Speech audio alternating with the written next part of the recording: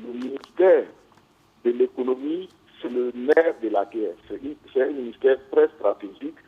Et étant donné qu'à l'international et dans la sous-région, on a un combat du point de vue économique à travers le système financier et bancaire, moi je pense qu'à l'intérieur, nous ne devons pas avoir un conflit avec ce ministère ou dans ce ministère. Et c'est que, en tout cas, les syndicats ont avancé comme argument. Et je ne pense qu'on ne peut pas les contredire dans la mesure où ce sont eux-mêmes qui sont les techniciens du domaine. Et la sortie du président, il faut le dire que ça ne devait pas avoir lieu parce que dans la scoop de la communication, c'est le DG du Trésor ou le DG des impôts ou même le DG du ministère de la communication de l'économie qui pouvait sortir et parler comme le chef de l'État a dit. Et maintenant, s'il y a quelque chose qui ne va pas, le ministre maintenant peut sortir maintenant recadrer, arranger comme on le dit.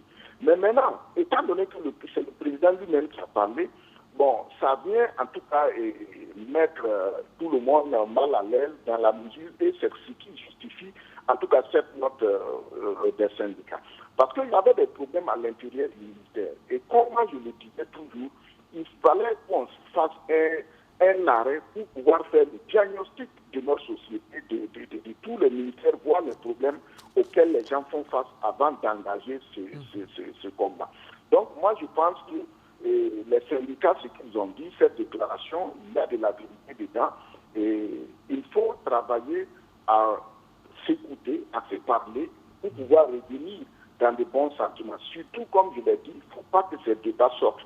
Le ministère de l'économie... Dans ces débats, c'est déjà trop tard, les débats sont sortis, hein, il faut les mener maintenant. On n'a plus le choix. C'est pourquoi je dis la sortie du chef de l'État ne devait pas se faire par... ça ne devait pas venir. Voilà que la question d'Internet est devenue un problème sous-régional, national. Voilà, et ça contredit tout. Il y a ces problèmes de réseau dans nos services. Mais maintenant, si l'État, les renseignements, les gens avaient eu vent qu'il y a eu des agents qui ont posé des mauvais actes, c'est à eux qu'il fallait parler à l'interne, mais pas de façon publique. Voilà. Donc moi, je pense qu'à l'heure où nous sommes, on ne doit pas mener un débat autour des réseaux ou autour de qui fait quoi, mais on doit avoir une stratégie globale qui nous engage tous comment il faut relever le défi de l'économie. Et à ce niveau, moi je pense que quand un pays est dans une crise, ce qui est important, c'est arriver maintenant à créer des idées, à créer de la richesse pour pouvoir juguler la crise. Par exemple, quand on prend la crise de 1929, Roosevelt avait dit que ce qu'il fallait combattre, c'est la peur. Il ne faut pas avoir peur. Et des équipes ont réfléchi et ils ont lancé le New Deal. Et à ce niveau, au Burkina, on a ce problème-là de rassembler des technocrates pour pouvoir réfléchir sur le problème. C'est en ce sens que je prends un exemple. Quand vous prenez notre ancien DG du Trésor, un monsieur comme Yankambari, qui avait eu un poste à l'international. Et je me rappelle en son temps, le Premier ministre Christophe Dabidé avait écrit sur sa page pour le féliciter pour ce poste. Alors que voici un pays qui a formé des cadres comme Yankambari et qui doit sortir.